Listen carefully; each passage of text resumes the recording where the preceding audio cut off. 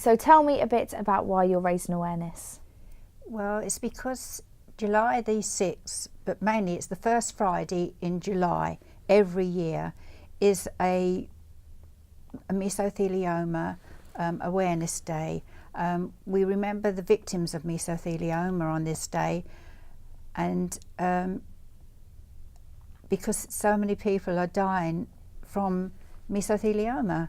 There's just so many that have worked with asbestos, and it is the only cause of mesothelioma, but there's a long latency period, and in my case it was 48 years. But also there's a high incidence of mesothelioma and other asbestos-related diseases, and it can clearly be linked to heavy use of asbestos in Chatham Dockyard and BP's Isle of Grain oil refinery and British Eurolite. That's why we are such a hot spot, and so we just gather together and we remember the people that have died and pray for those that have it now, you know, suffering. So you're one of them people who had mesothelioma. You've now been a year in remission. How does that feel? I mustn't call it remission, not for 5 years. You can say after 5 years you're in remission, and I'm now been through 1 whole year of it, and it's still the same. That I've responded well. So what kind of symptoms were you feeling when you did have it? What was it like? I started where I couldn't breathe. We'd been to Spain and I came home and I couldn't breathe, and my arms had gone numb, so my doctor had arranged an x-ray anyway, and in that x-ray showed that I had some sort of mass, and so they rushed me into A&E and they drained 7 litres of fluid from me, and that's why you can't breathe, because your lung is collapsing under all that weight of the fluid. And that came from, I mean, you weren't directly exposed to asbestos. It was Ray that was. That's right. And obviously Ray's absolutely fine, aren't you? You've got was it a mass you've got? I've got scarring and damage, but I haven't got anywhere near full-blown mesothelioma, no.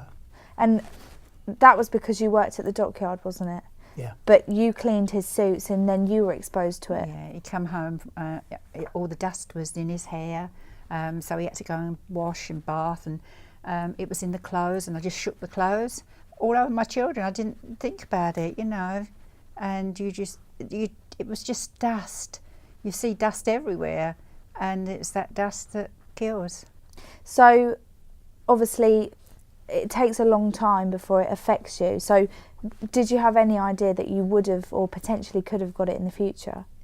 You don't, you just don't know that. The fibres are so small and they've gone into your lung, and they sort of gradually irritate, and that causes the genes and the mutation of genes and cancer.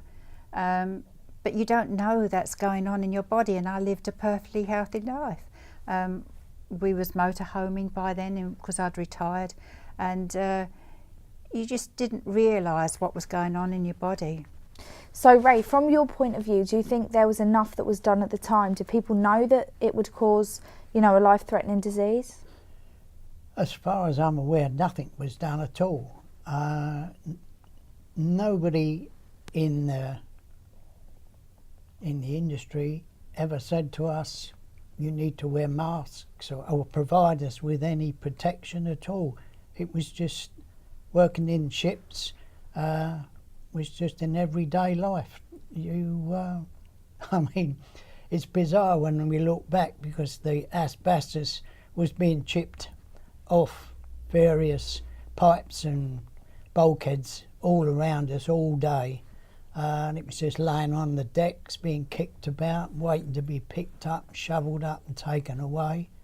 The air was, you could see it in sunlight, full of dust.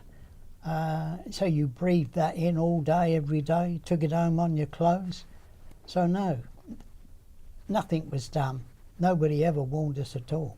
So what kind of jobs were you doing at the dockyard that meant you were, you know, you had to wear a suit and had to be careful of it? Well, I was a shipwright, which involved repairing and rebuilding ships. Sorry, what? That's all right.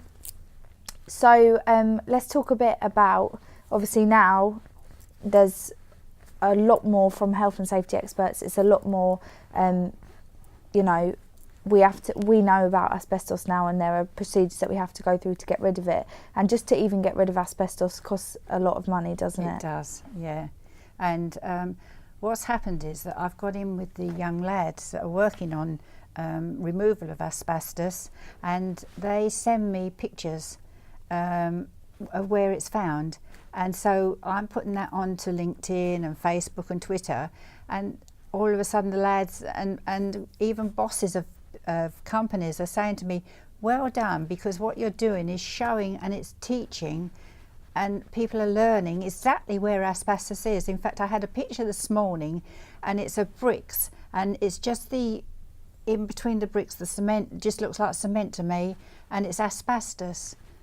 And people surveying, they take these photos and send them to me, and I said, you know, how on earth did you know? And he just said, it's experience, Mavis. And that's how it is, you know. So I've started talking to the lads, and I've been invited to Yakata on the 6th of July, where I'm going to talk to the industry.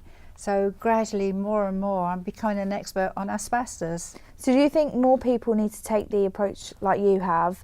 Do you think we need to be telling younger people? Obviously, I wouldn't have a clue what asbestos looked like. I know. So what we've done, we've done 2 videos for schools, but I sort of just keep sharing them around, but they're on YouTube. And I feel like smoking, we taught the children that smoking was bad, and they went home and told their parents, and we feel that the same way, that see a video and they will go home and tell their parents, you know, where asbestos is, because it's still in the houses. If your house is 2000 up to 2000, then you probably have got asbestos sitting around the pipework or in the loft, and so the parents will learn as well. But also parents should ask every school to look at the register, the asbestos register, because asbestos in schools is my horror. And these young lungs, we've got Meso warriors dying at sort of in 20s, 40s, because they contacted it at school. Schools, it's crumbling away, and it's great if they are managing it well, but a lot of schools aren't, and 85% of schools have asbestos in them. But there, it becomes a problem when it gets damaged, is that right? Exactly, but children damage.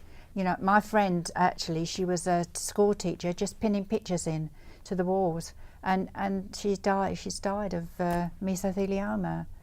So have you found that, you were saying that some of your colleagues and some people you know had asbestos and obviously have passed away, so for you to have overcome it is amazing, but at the same time, you know, you've had to go through the loss of friends, Exactly. colleagues. Yeah. Well, it's your entry, isn't it, in the dockyard? There's nobody left. You know, Yeah. it's the only one out of a whole entry. Isn't it? As far as we can find out from Yeah. records, yeah. Yeah. Okay, anything else you guys want to add? Only that nowadays, too, the very ships that Ray worked on are sent now to India and Pakistan, and they for breaking up, and that they have no protection, and they're taking out all this asbestos out of the ships with no protection. So once again, we've gone back 50 odd years, and the people are working back, you know, and they should have proper protection.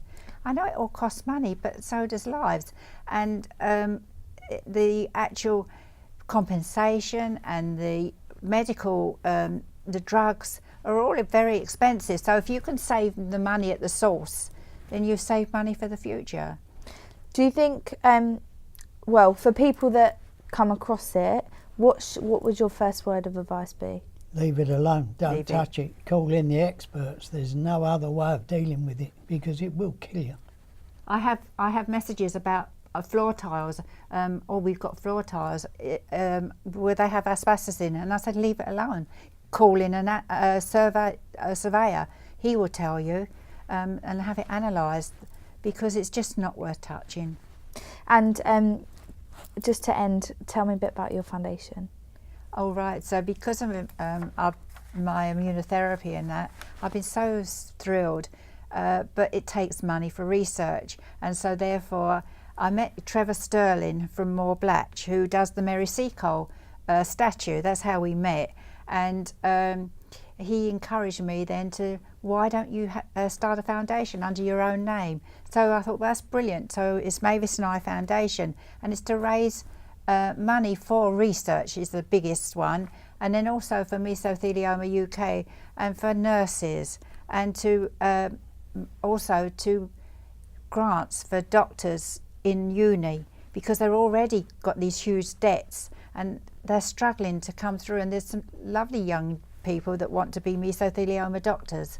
My friend's daughter does, so that she spurred me on to think of that, and a hardship fund, because when you go, you have to travel for treatment for mesothelioma, because it's only done in certain hospitals, these trials, and so therefore I've got a young friend she's 40, got it from school obviously, but she's got a daughter, and she said, I can't go on trials, I can't go travelling and keep leaving my daughter.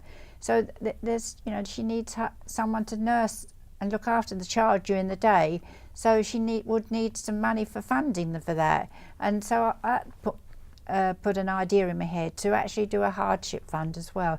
So I just hope that I can get enough money, and I keep trying to do all what I want to do with it. So for those watching this video, how can they help you raise that money? Will contact me on my website, and we're coffee mornings, fundraising that's what days, donations to the fund online. And then I've got a bank account now whereby they can pay straight into the bank for the foundation. So I would be thrilled if they did.